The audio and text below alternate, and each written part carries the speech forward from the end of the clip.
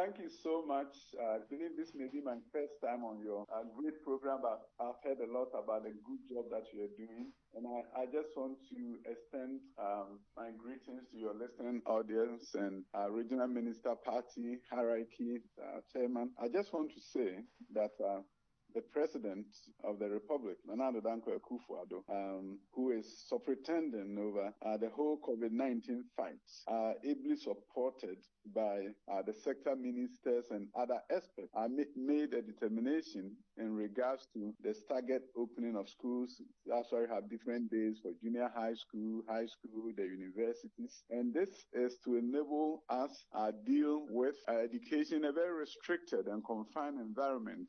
I've been saying that education and health are invariably strange bedfellows. You have to find a way for them to lay on the same bed together in an environment that is comfortable to each other and ensure that they are working in total harmony. Okay. And once you do that, then you obtain the results that you want. COVID-19 poses a great threat and has posed a great threat not just to Ghana, but to the education system of other nations. That is why schools were shut down across the world. Some countries have begun bouncing back in the education field, some with some challenges. Others have done it smoothly, like Denmark, that began opening up their schools, and they've done a good job, and their main approach has been social distancing. Okay. And I'll say that that is the policy that undergirds the whole return to school. That you don't return to school and do school the same way that we used to do. You know, as teachers, as a teacher myself, what excites you is when you do a very good lesson plan and you can't wait to go to school the next morning and teach it and get the kids excited by the new concept that you are introducing. Okay. Now we are being called upon to do more than planning effective lessons and delivering effective lessons. We are now being called upon to be aware of our environment and make sure that it's not just simply classroom management. It has health connotations. So this is a very interesting environment, challenging but interesting, because calling upon our professional teachers to do more than what they've been taught to do in school. And the sense of urgency stems from the fact that if we don't distance, as the president has prescribed, in terms of 25 students in a school, okay, at the high school level, we are literally putting the kids at risk. So basically, at this point, certain parameters have been set. The president gave what I call some broad strokes of policy in terms of class sizes and PPEs that needs to be provided. The Minister for Education has provided further details. There's a cabinet-level committee chaired by Honorable Osafo, the senior minister, who is also making sure that everything that the president has directed will be monitored and implemented in a way as to reduce the risk posed by students coming together and congregating in schools. That is why assemblies, for example, has been eliminated, so to speak, that you can't have assemblies. Anything that you do that will make more students come in close contact with each other, like sports, all those things are no longer permitted. So I will say that yes, it is a difficult situation. This is a very challenging situation for a parent who is saying, I love my child. At the same time, he has to finish his school or her school so that they can move up into the other level of education, or they can move into the world of work or national service, for that matter, for those at the tertiary level. But in order for me to accomplish this, there's a trade-off.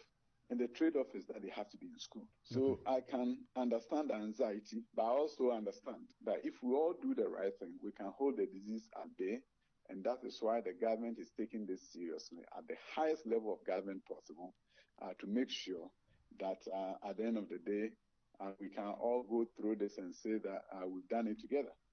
Together with teachers and together with parents and together with the children. In some places, I've just learned through research that even the students are more meticulous in terms of what needs to be done. So if it's washing of hands and they haven't washed their hands, they're going to remind the teacher and say, sir, we were supposed to wash our hands before we came to your class and baptize for us. So when these children are given the opportunity to be part of the process, that they are not being called upon to be part of the process, you'll be amazed that they will become the masters of their own destiny when it comes to this COVID-19. and to make sure that everything that needs to be done in the classroom is done. As I speak with you, one thing that is happening is that the health departments of visual districts and localities are going to be involved in this. The minister said it yesterday that schools are being mapped onto a health facility so that there will be close collaboration with the public health officials at that locality, at that district level. So in a way, there's some devolution of authority when it comes to monitoring and evaluation, knowing that Accra cannot monitor everything and ensure that everything is done. And therefore, you have the district director of education, you have the secretary supervisor, but now you have the health experts coming in to say that, yes, we like the fact that your teachers are teaching, but this practice probably should not be done. So now you have that interface between education and health, and there's no other level that it works better than at the local level, at the district level, where the public health officials are working with education. So the monitoring will be done locally, and of course, it will also be done at the highest level of government possible, as I've already said, to make sure this happens. But you see, yes, I always hear the refrain of saying sometimes people don't do what they say they're going to do. But there's one thing I have also known in leadership, that when the sense of urgency is high, when people are told what needs to be done, and the sense of urgency is high, as in this particular instance, people take it more seriously. If I'm a teacher, I'm thinking about myself. I'm thinking about the children at home, and I'm saying to myself, I'm going to do everything to protect myself and to protect my student, because if a student is in trouble, it will affect me in the classroom. So this is not something that you say, oh, I told the kids to do this and they said they were not going to do it. For your own sake, for your family's sake, are you going to ensure that the protocols are followed? And that is why I believe and trust that my teachers are going to do a fantastic job, because the sense of urgency is there, and everybody knows that if they don't do the right thing, it's not just about the student, but it's also about them. You are literally going to divide the school into three. Let me take the junior high. Literally dividing the school into three, and the 1/3 is going to be there at the same time. So what it means is that if the class used to be 60, the president is saying 30. If the class used to be 100, the president is saying 30 for the junior high. So there's no if and buts. You don't have room to maneuver. The highest you can go is 30. If it's less, it's better. But the highest you can go is 30 students. So if there are any constraints that would necessitate a different way of looking at it and implementing, given the local circumstances, that is something that the head teacher and the district director of education should be working on right now. Now that they know what the constraints are going to, the parameters are, they should immediately look at the constraints that exist within their local communities and pass on the information immediately to the regional director of education. And for that matter, it will come up. But the most important thing is assess right now the constraints that you have and allow the process to work in such a way that the regional director of education at the regional level is fully apprised of the constraints. So if you divide and 30 is 3 classrooms, and you are saying, okay, and this if there was 100 students, if you say 30, that's 4, and you only have 3 classrooms. Those are things that we want to empower people at the local level to be able to say that, yes, we had 30, but we have a constraint. And that constraint, because now it's life and death issue.